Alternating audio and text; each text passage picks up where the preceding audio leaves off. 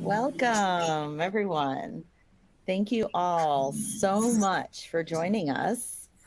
Um, we're really excited to be together to have what I know will be a very powerful conversation on a topic that's really fundamental to how we are all doing work, which is the topic of fostering an experience of belonging at work. My name is Natalie Baumgartner, and I have the great fortune of holding a dual role, serving as both the Chief Workforce Scientist at Achievers and the Chief Research Officer at Contemporary Leadership Advisors. I want to begin by first acknowledging and thanking our fantastic hosts for today's webinar. Achievers is a global employee experience technology provider that uses best-in-class research and business practices to inform an all-in-one employee recognition, engagement, VOE, and communications platform and hub. Contemporary Leadership Advisors is a boutique management consulting firm with a team of deeply experienced behavioral scientists and business experts who develop solutions for world-class clients with services ranging from organizational and leadership development to culture support, assessments, and executive coaching work. And finally, the Institute for Contemporary Leadership is an applied research learning center with a mission to enable talented executives to evolve as best-in-class leaders, bringing a powerful impact inside their organizations and beyond. So thank you so much to our fantastic hosts. With that, I want to share that I personally am just so pleased to be with you all today, facilitating our discussion on a topic that's really top of mind, I know, for so many leaders: driving an exceptional employee experience and high organizational performance by fostering a culture of belonging and connection. Now, with me today, I have a wonderfully experienced and innovative group of panelists who are experts in the arena of leadership and organizational development, recognition, HR, and strategy, and a whole host of industries, each who brings a unique and powerful insight and tactics that they're going to share with us. So please welcome Daniel Dworkin, Organizational Development Partner at Google; Sandra Garcia, Global Compensation Lead, Strategic Initiatives at General Motors; Steve Garcia, Managing Partner at Contemporary Leadership Advisors, no relationship between the two Garcias; and Neil Martino, Vice President of Human Resources at Wesley. Today, these amazing panelists are going to share their experience in delivering real-world tactics to drive belonging inside their organizations. You can learn more about each of these fantastic presenters in the speaker window on your screen. Now, we also have several tactical resources that we wanted to share with you today, including the Achievers Workforce Institute's most comprehensive research report on belonging, the Belonging Blueprint, which is hot off the presses this week. I couldn't be more excited about that.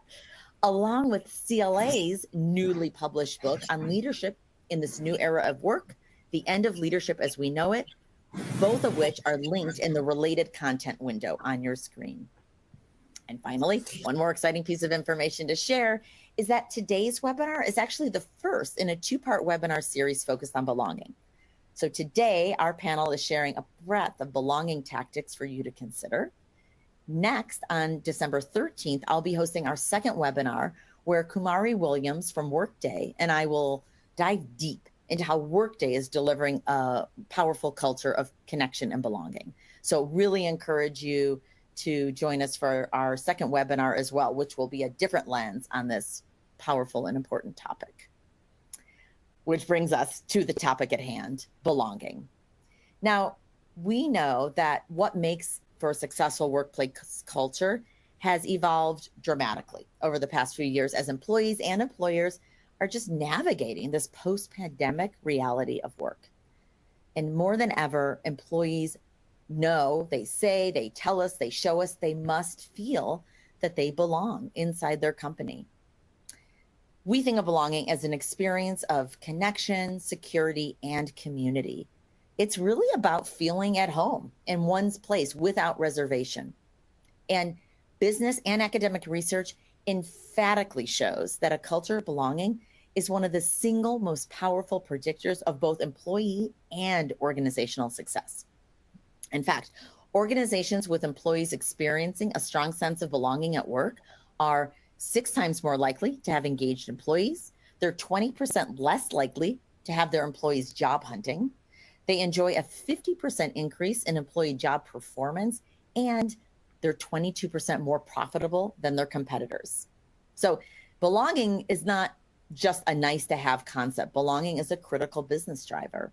So you may be asking then, exactly how can organizations develop this powerful culture of belonging and connection?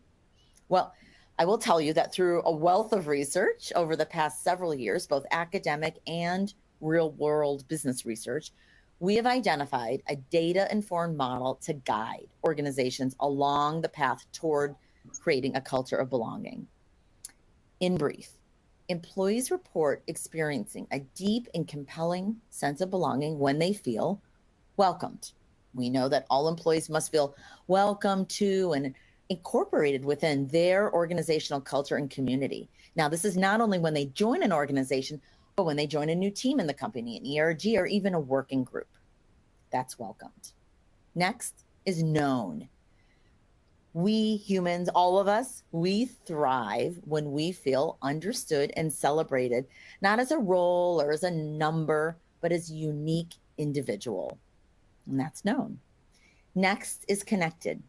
Now, if the pandemic has taught us anything, it's that we humans, we are meant to be connected. We do not excel in isolation. And employees who are empowered to develop and maintain relationships at work across a diverse population of individuals, they feel a deeper sense of belonging at work. And that's connected. Supported, every individual needs to be developed, coached, and seen in order to thrive. When employees are meaningfully nurtured, they absolutely feel a greater sense of belonging, and that's supported. And finally, included. To belong, every one of us must be able to share our insights, our perspective, even dissent or disagree without fear of retribution, to feel truly valued and accepted without reservation, and that's included. And finally, recognition is the superpower tool that underpins every pillar of the belonging model. Meaningful appreciation is specific, it's personal, and it's focused on the impact that the action has had. When we meaningfully recognize behavior that drives belonging, belonging is amplified.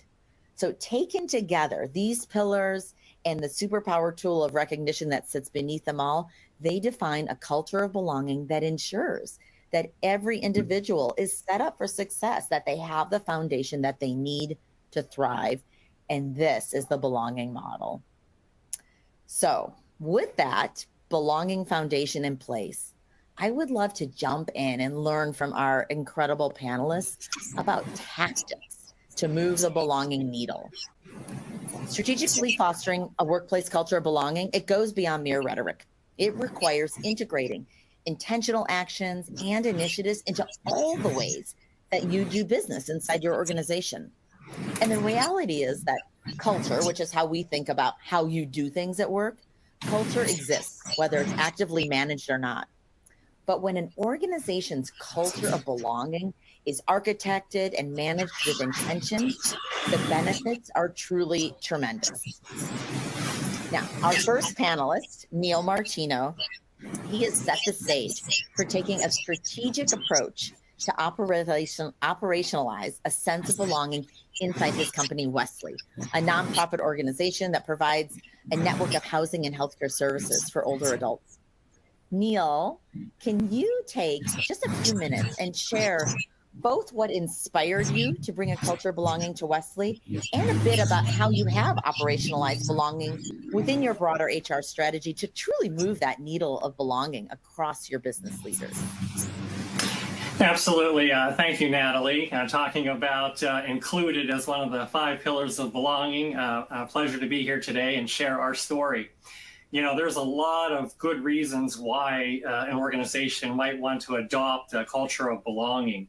And for us here at Wesley, there were really 3 things that kind of caught my eye and said, you know what, this is the perfect marriage between our business needs and belonging. And the first one of those was growth. You know, we're in an active growth mode. We have both redevelopment, expansion, and new projects in the short-term strategic goal. And so we wanted to grow as one Wesley, have one culture, right? And to be able to preserve that, give our leaders something to rally around, and belonging does that for us. The second reason for us was retention. We're in an industry that's known for high turnover, right? And the COVID pandemic did nothing but exacerbate that within healthcare. And so that was the second primary driver of why belonging worked for us. And third, as I alluded to a moment ago, it's really our people. Half of our workforce here at Wesley, they're in caregiving roles. And if there's any population out there that deserves to get as much as they have given during that period of time, it's certainly healthcare workers. And so for us, that was really the driver of why belonging and why that works for Wesley. Now on to the second part of the question, when you talk about, how do you operationalize, right, a concept or belonging, right? I looked at that, and as I was thinking about the successes that we've had, there were really kind of 4 levers that we pulled. The first one was we gave our leaders a belonging tool. And you had mentioned the Achievers platform in the early days, and that was an amazing tool for us. I mean, not only is it built on the science of belonging, but it's highly customizable for your organization. And I think more importantly, it makes your culture visible. So it allows people to be included and to be seen, right? And to understand, how is it that we operate here? For us, the second lever was, okay, we've got to give our leaders belonging knowledge.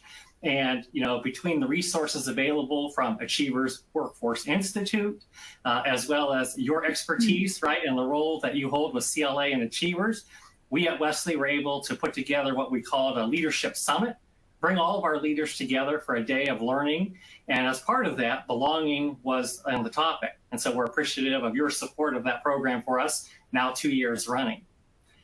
And I think thirdly for us, when we talk about that, I should say, continuing on, when we talk about the belonging knowledge for leaders, we go back and look at our engagement survey results, and we try to tie that back to belonging and show them a path forward to a healthy, engaged team.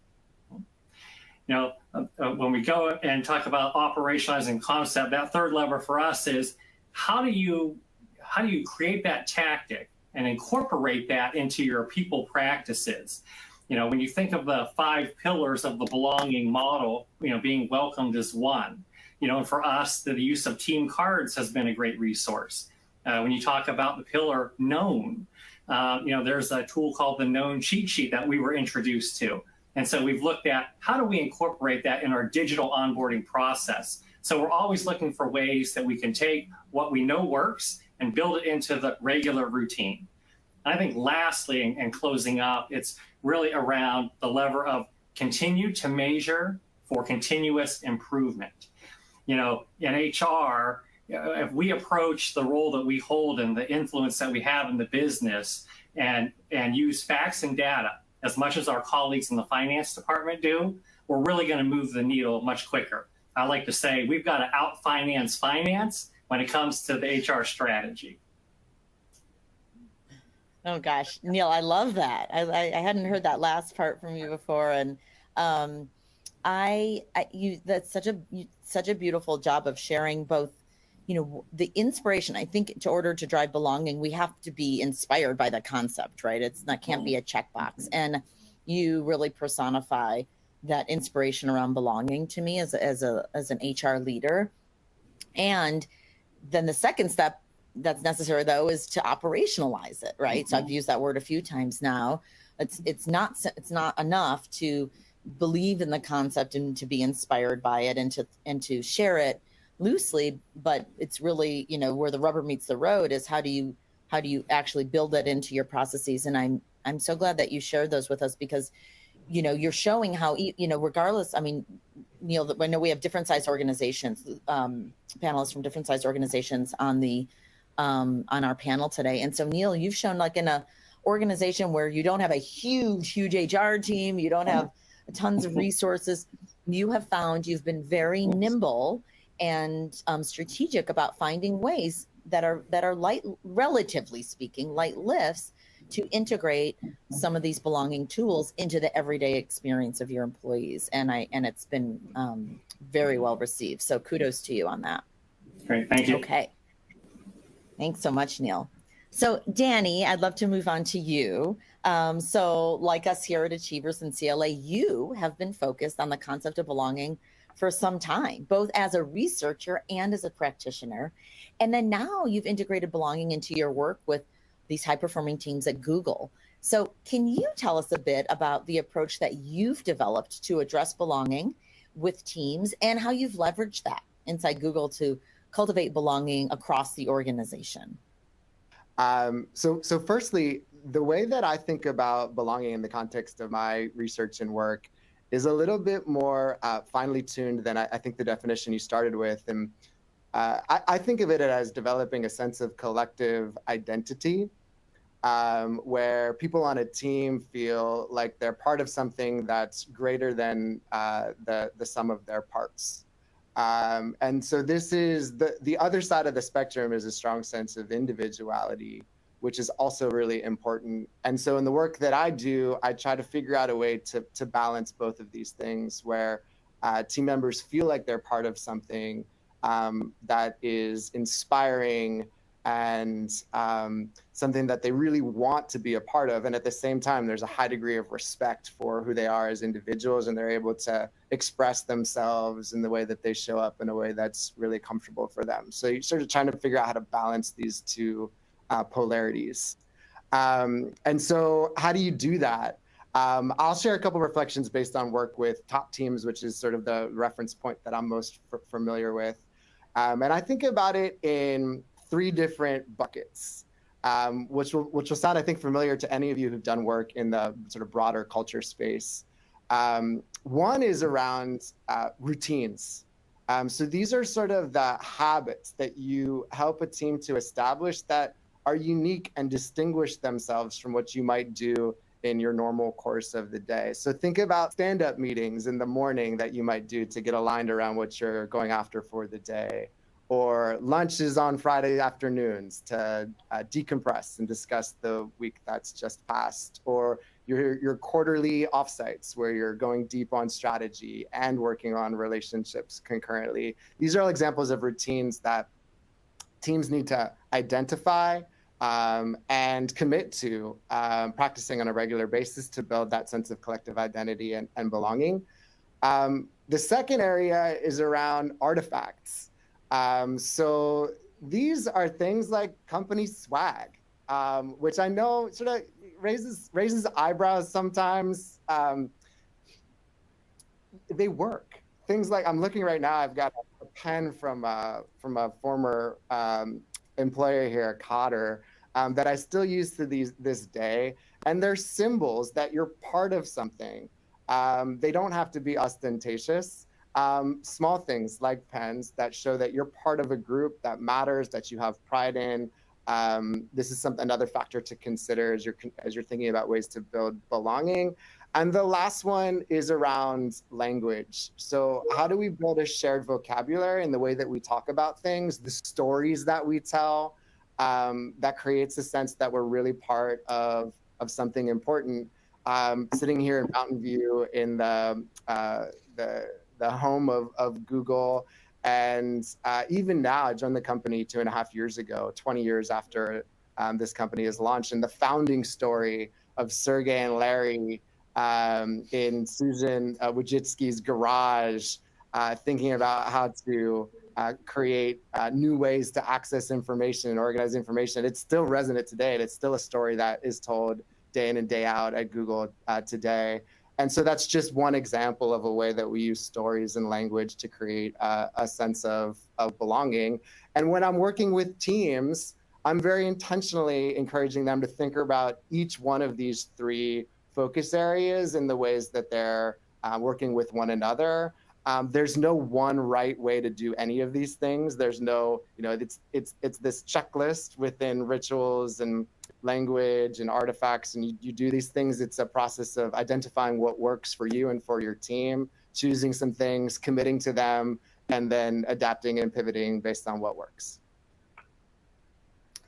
Gosh, I love that so much. Danny, I really appreciate how you have this foundation that informs the way you think about how to connect people within a team and then move to like the real nuts and bolts. Like, how do you do it and what works? And one of the things that I've learned, and that you, I think, illustrated so beautifully, is do not underestimate the impact of, relatively speaking, small actions, or what seem like perhaps more bite-sized drivers of belonging and connection. Like you said, that pen sitting on your desk. I have that, I'm remote now and a client offsite, but I have the same thing on my own desk, little artifacts. And I think about my connection to those organizations just by looking at them. And oftentimes, I want to say to all of you who are listening, it can feel very overwhelming to think about, how do I create this experience of belonging? Like, it's such a big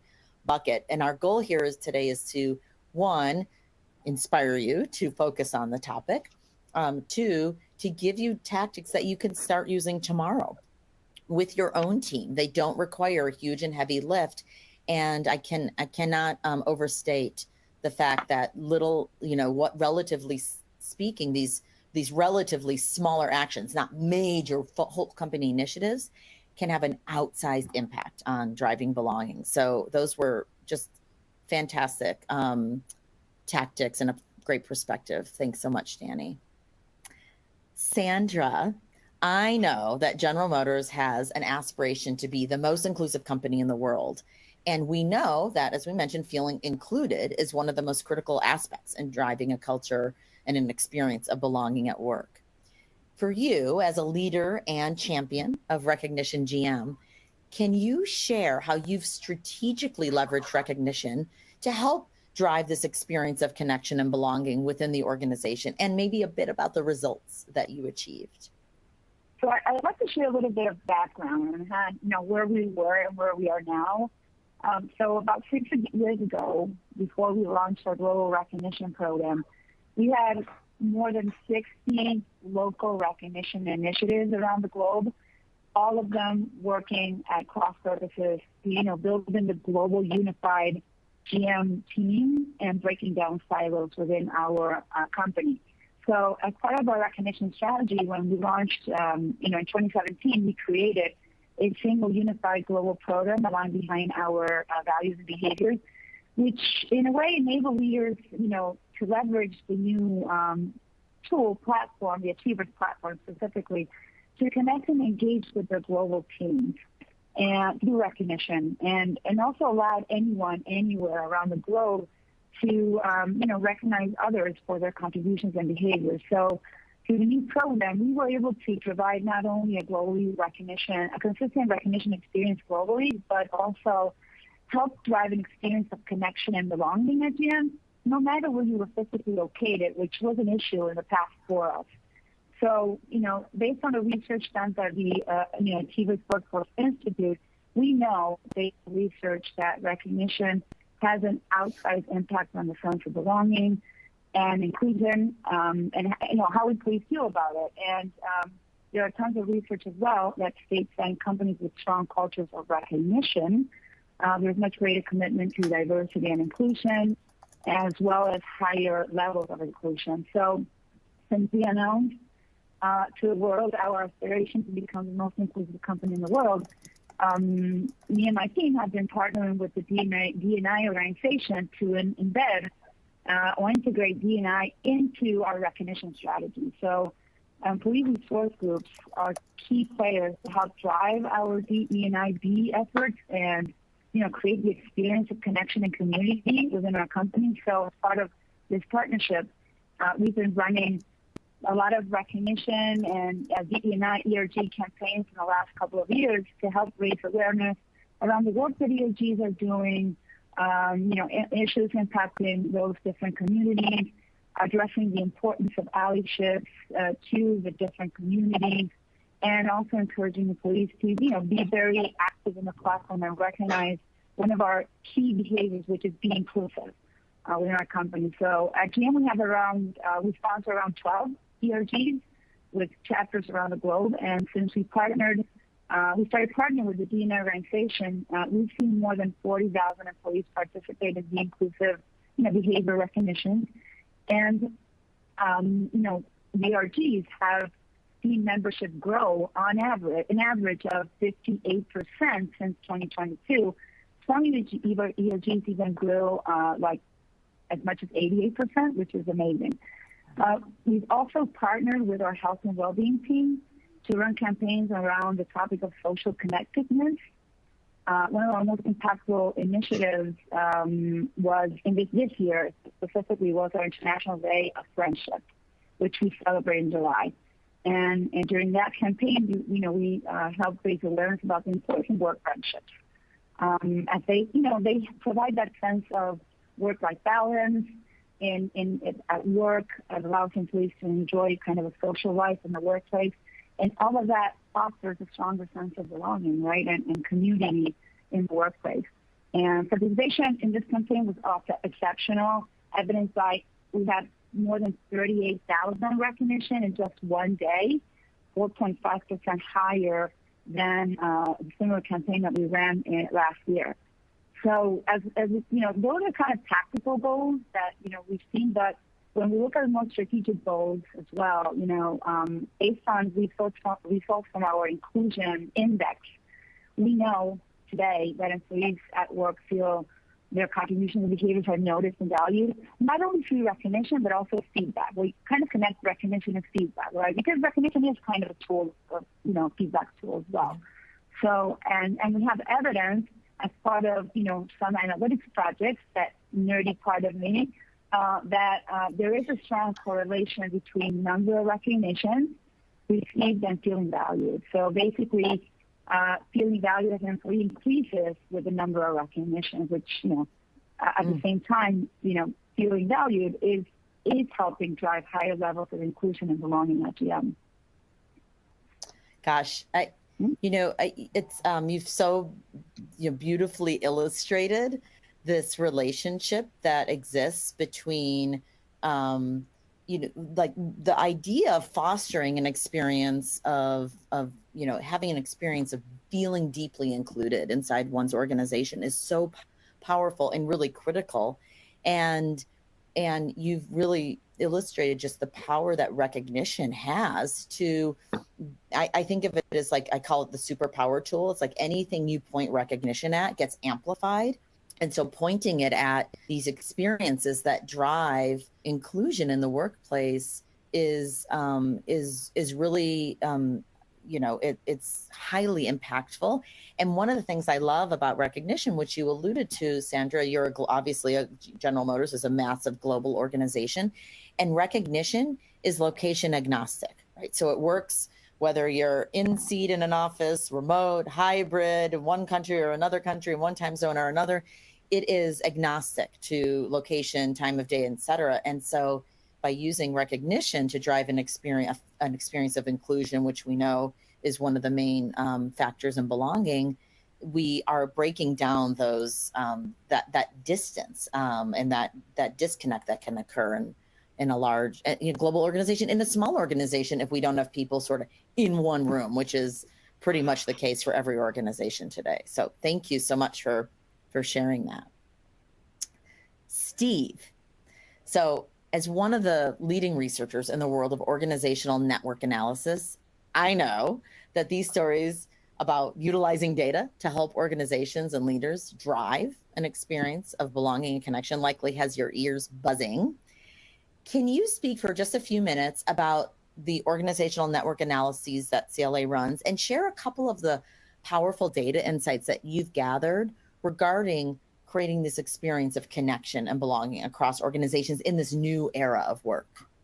Yes. So, for those who are not aware, organizational network analysis is a tool that allows you to measure, illuminate, analyze the connections that exist between individuals, between departments or regions within an organization. And that perspective can provide a lot of unique insight that you can apply for many different reasons, and one of which is to include belonging, as we're talking about here today. And both you and Neil talked about the concept of sort of operationalization. How do you operationalize this idea of belonging? And I would suggest that organizational network analysis is a great tool to do that, because you're not asking people about their feelings of connection so much as you're actually measuring the connection itself that exists between people. And if you think about belonging as an employee's feeling of connection, not just to their boss, not just to their peers, but to the organization as a whole, you can actually examine those patterns and see where is it occurring and where is it not occurring, and then decide how you want to intervene to address it. So I think it's a great way of sort of operationalizing this concept of connection and belonging, and it gives you really nice insight that we normally don't have. In terms of some of the stuff that we're seeing, it's a great question. One of the things we've been looking at is just how remote work and hybrid work affects connections within organizations. It used to be that most people were going into the office and they were commingling, and so we're really curious to understand, well, how do those connections change when people are working from home?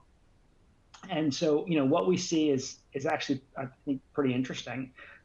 It certainly, folks who are remote overall report fewer connections within the organization than those who are working in the office.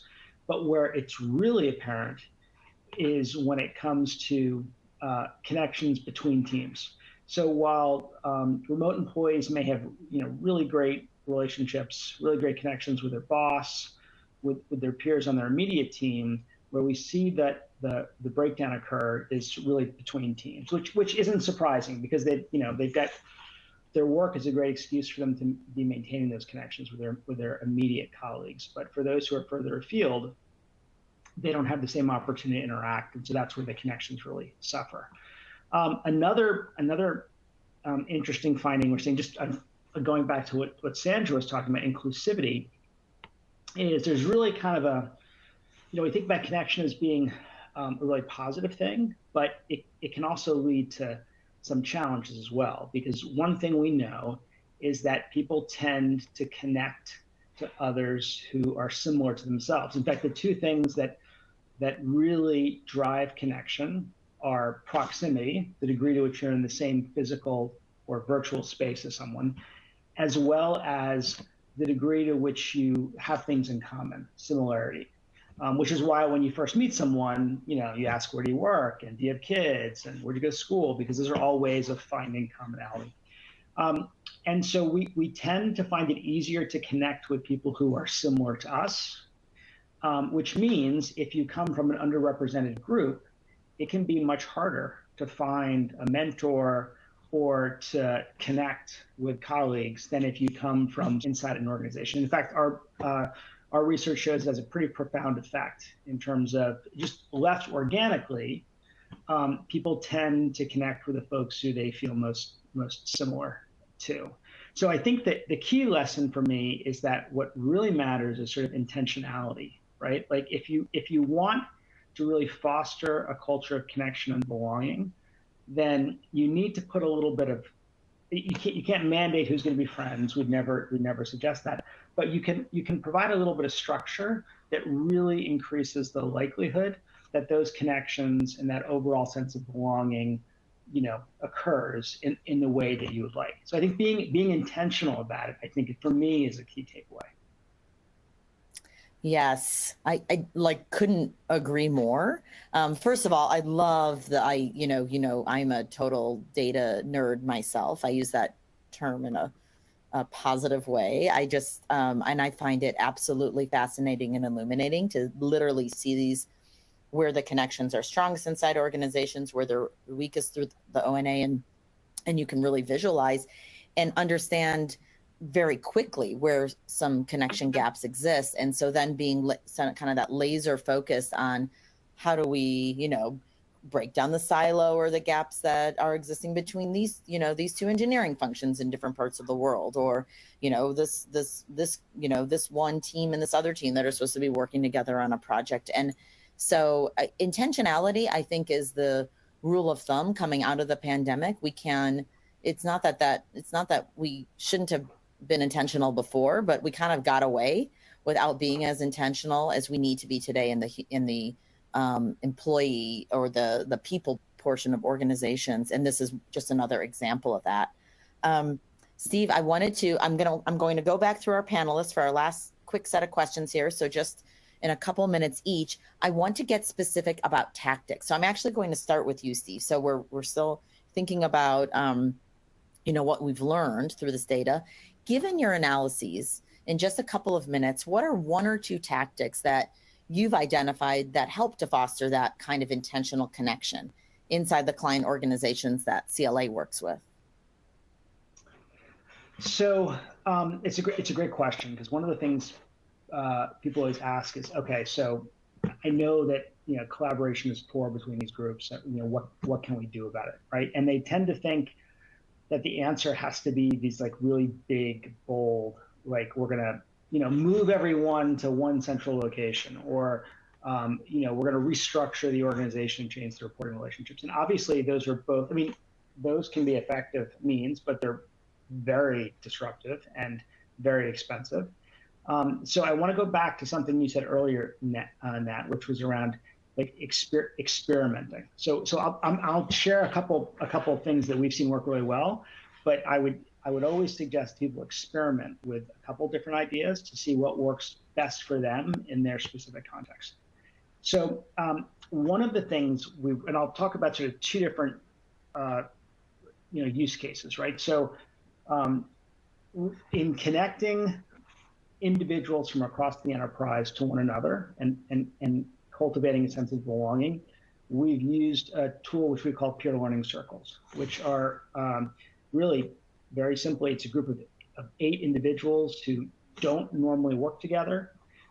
We bring them together. They meet once a month for 90 minutes each month. So it's relatively low touch.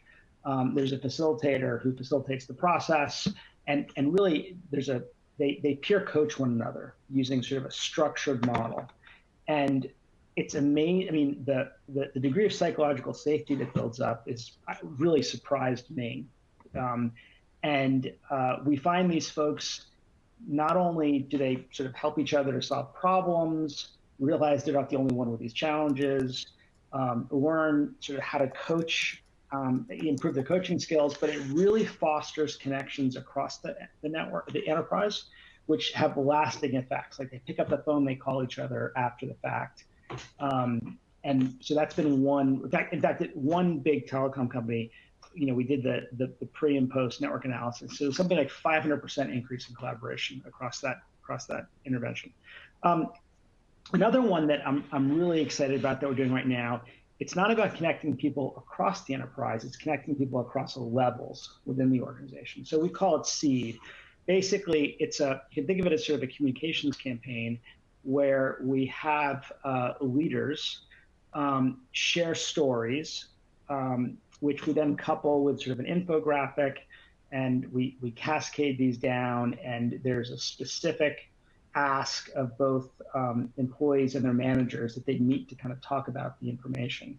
But one of the outcomes of that is it increases people's connection with senior leaders in the organization because they're hearing these personal stories from them. And we've seen that really sort of solidify some of those relationships and bring senior leaders and folks lower down the organization much closer together.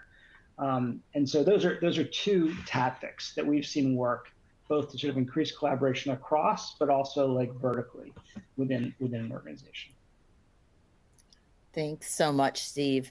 I love the concept of coming at it from different angles, right? Different lenses, because that's what's, I think, really required. And the more we can identify these, again, relatively speaking, light lifts, the more we can move the needle on connection and belonging today. And that's what this is really about, folks, right? I mean, yes, we all do, we at CLA and Achievers, we help organizations with major initiatives, and those are great resources. And you can start today. You can start tomorrow, right, to develop this experience or improve this experience of connection and belonging.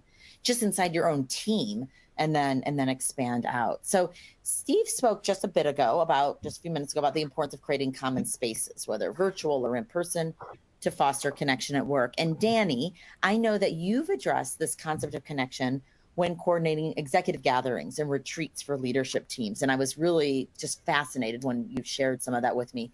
Can you spend just a couple of minutes, a minute or two, talking about the tactics that you've developed to maintain connection between members of a team after an offsite focused on belonging, and some tactics that people, leaders, and organizations can implement to carry that change through to their day-to-day work?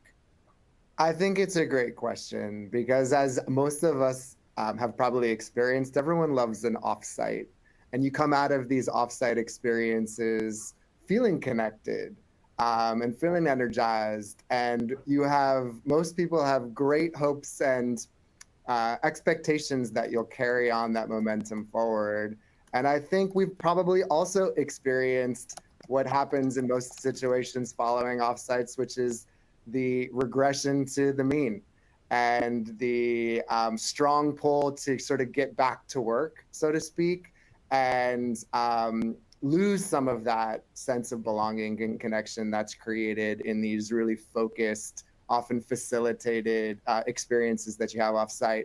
So there's no silver bullet here, like most things, but I can tell you some of the very foundational steps that I help teams to take in order to make sure that what happens on the offsite creates value in the weeks and months that follow. So the first is I would go back to Steve, a word that you used, which comes up again and again for me in my work, and that's intentionality. You've got to really get this team embracing the idea that nothing is going to happen without a sense of focus and prioritization. This work has to be honored as a critical part of what this team does. Building connection, building a sense of belonging, creating trust in one another. You got to invest in it like anything if you want it to grow. And so that starts at the top. Does your senior most leader on this team have that sense of commitment to the work? And are they prepared to model that work and the commitments that they make and that the team makes to one another after an offsite experience? So that's one thing. Make sure you've got commitment in your behavior, your modeling behaviors from the top. The second, and again, these are super foundational, is you've got to capture and codify the agreements that you make around how you're going to model, how you're going to create belonging.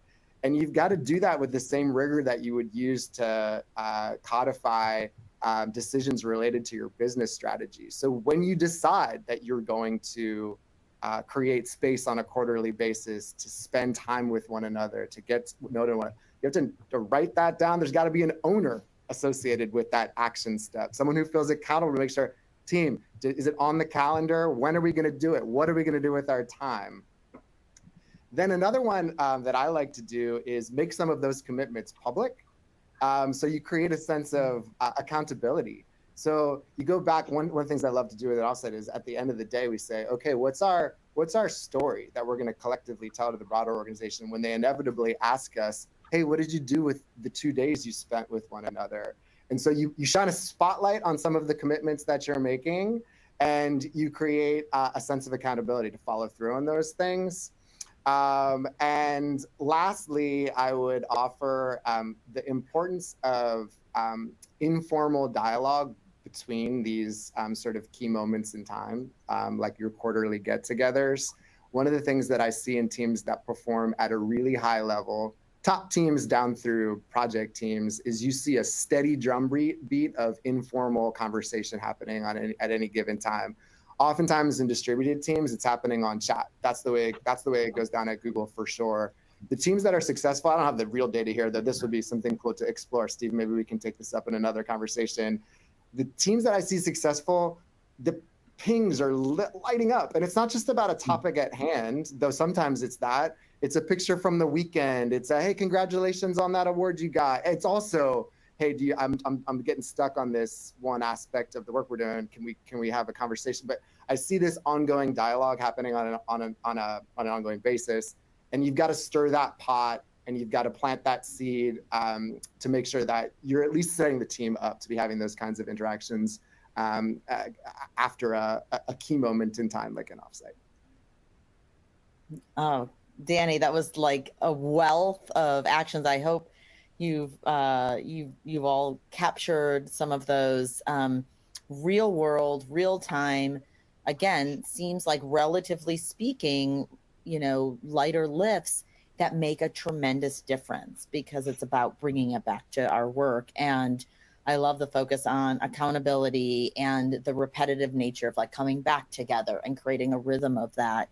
And of course, starting with leadership. And some of you may be on this call thinking, yeah, great, I would love to do that. I'm really finding that challenging to get buy-in from senior leadership on focusing on belonging and connection. And that's where I would, I always say, if you're in that position, start with data. So we mentioned the belonging blueprint coming out of the Achievers Workforce Institute, which you'll have access to. It's a wealth of data. So it shows this is not just a nice, fuzzy, lovely thing to have, but it's actually a major business driver, these tactics to drive belonging and connection. So I know we're getting close to the end of our time here. Sandra, I want to bring in recognition here, though. We're talking about tactics. It is the belonging and connection superpower tool. In a couple of minutes, what is a tactic you've utilized through recognition to enhance connection across such a broad and dispersed organization like GM? GM, we are working with all our leaders at all levels of the organization and with our employees as well across the globe to foster an inclusive, connected culture, right? And with an inclusive mindset through different initiatives, through different cultural or DE&IB initiatives, and even recognition initiatives, as I mentioned before. So besides the employee in our ERGs, key builders of an inclusive, connected culture are our culture ambassadors. So we talked in other webinars about culture ambassadors, and we know, as we said before, that the impact recognition has on the sense of belonging and inclusion employees feel at work, right? But at the same time, we also know that recognition is a very powerful culture driver within an organization. So we partnered with a culture team last, a couple of months ago, early this year, I would say, to learn about the culture ambassador's ability to reach other departments and functions and teams through recognition activity, through their recognition activity, whether, they were sending recognitions or they were interacting in recognitions that they were observing in the platform through commenting, liking, or even boosting, for example. So we were curious to understand if the current culture ambassadors, which are around 1,700 across the globe, were actually and actively advocating for recognition as a driver of culture, right? And we were also curious to observe if there were natural culture ambassadors that were not part of a formal program and could be influencers, right? So we engaged with the Achievers Workforce Institute and to look at 1 year of platform data, which is massive because of the level of activity that we have, to observe different recognition activities from culture ambassadors versus all other users.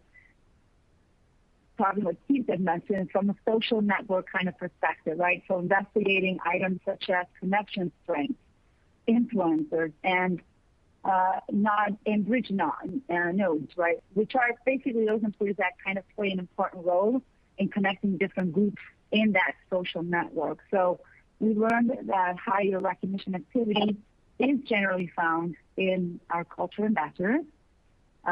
So we could assume, or we could conclude that, they are culture promoters, or they are playing that role of culture promoters, and that the recognition activity is a good metric to determine that.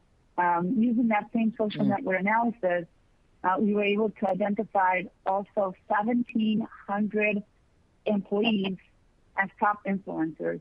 Only 10% of those were actually cultural ambassadors.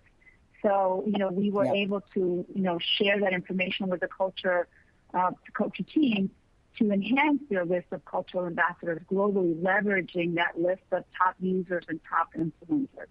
So this is just one example of how we've used or leveraged recognition data to enhance connection while helping drive culture, that inclusive culture that we're talking about across such a broad and diverse company as GM.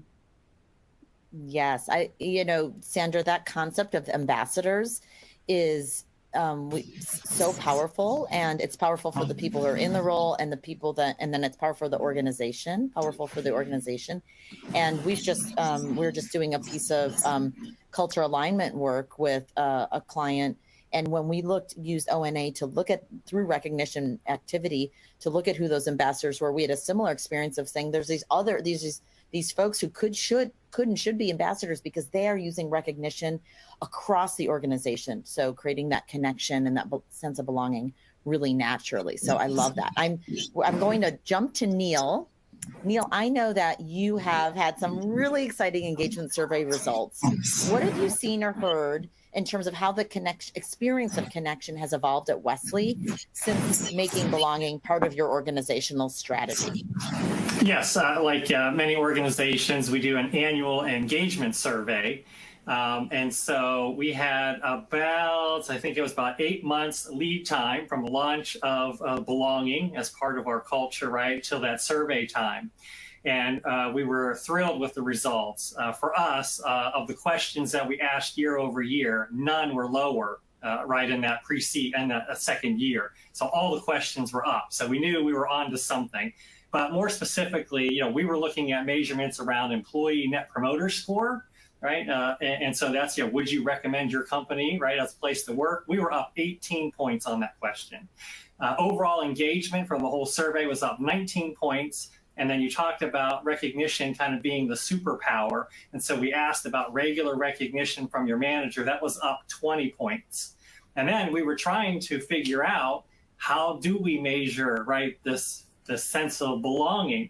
And so we played around with some word choices, like you tend to do in the HR space. And we're like, let's just ask, do you feel a sense of belonging at Wesley or not? And so that's how we put out the question. 83% favorability in the first go around. So we know we're on to something. And then from here, it's all about tactics, focus, move the needle forward.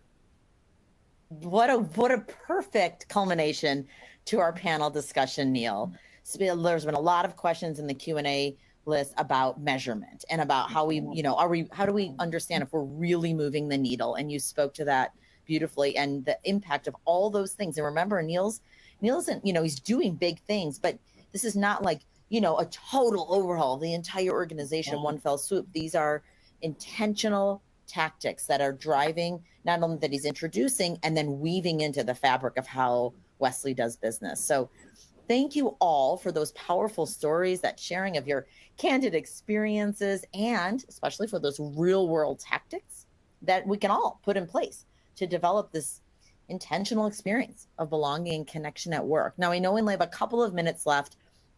I want to take a question from our Q&A list.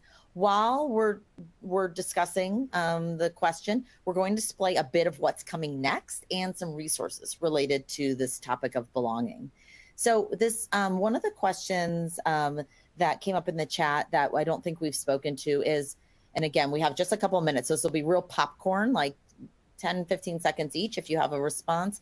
How do you balance creating a culture of belonging while also prioritizing performance? So this individual said, people leaders often have this notion that if we're going to create belonging, we're going to compromise on performance or accountability. Who has, just popcorn in if you've got a response to that? I got one real quick. This idea that your workforce is at 100% capacity every day is just false. So, you've got to go back and re-educate the C-suite and the frontline leaders, right? That the reality is people self-pace. And so, introducing belonging, right, and all these tactics, what you're doing is you're re-engaging in a new way that's going to drive higher performance and output. So that's my quick hit on that. Love it. Anyone else? I can do a Danny? quick hit too. I think like many of you disagree with the notion that that's a trade-off between belonging and performance. I think the equation works differently. Which is that belonging is a driver of performance, and there's lots of data to support that. But when I think about what it would really take to move an executive who's skeptical to a different position, I would encourage that individual to reflect back on a team or organization that was performing at the highest level and how they felt in that experience, the sense in which they felt a sense of belonging, and sort of build on that personal experience and see if that can translate to some different appreciation for the relationship between belonging and performance. Fantastic. Thanks, Danny. Another question, please popcorn in if you, so there's a lot of questions about measuring belonging. Would any, I can share at CLA, we actually have a belonging audit and a way to really simply and easily non-invasive way to look at what's actually happening in the organization. Where is belonging sit? Where are the hot spots? Where are the opportunities for improvement? Anyone else though on the panel have thoughts about how to measure? Like, are we moving the needle? I know, Neil, you shared some pieces out of your engagement survey. Any other thoughts to share with our audience? Yeah, Sandra spoke a little bit about breaking down silos early on. And one of the things that we've looked at within the Achievers platform is we look at employees who are recognizing outside of their work group.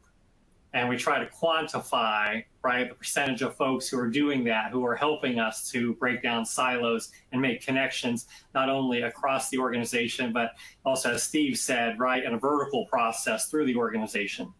Fantastic. Yeah, Sandra? so we have an inclusion index which has about six to eight questions that we try to measure, how employees feel valued for their contributions, for their behaviors, that, they are listened, they are able to define how they want to work. And there's some research that we're also doing, our D&I team specifically is doing to try to include some type of question regarding being able to measure belonging. So, we're not there yet, but we're looking into it. But definitely there's a lot of data, as Danny said, that supports the strategy and how belonging can drive higher performance. So.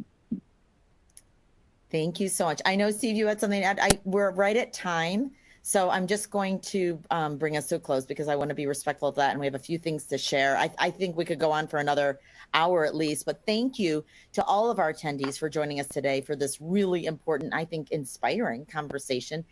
Thank you to each of our panelists for sharing your passion, your experience, and these real-world tactics that really will help, I think, all of us better cultivate a culture of belonging and connection.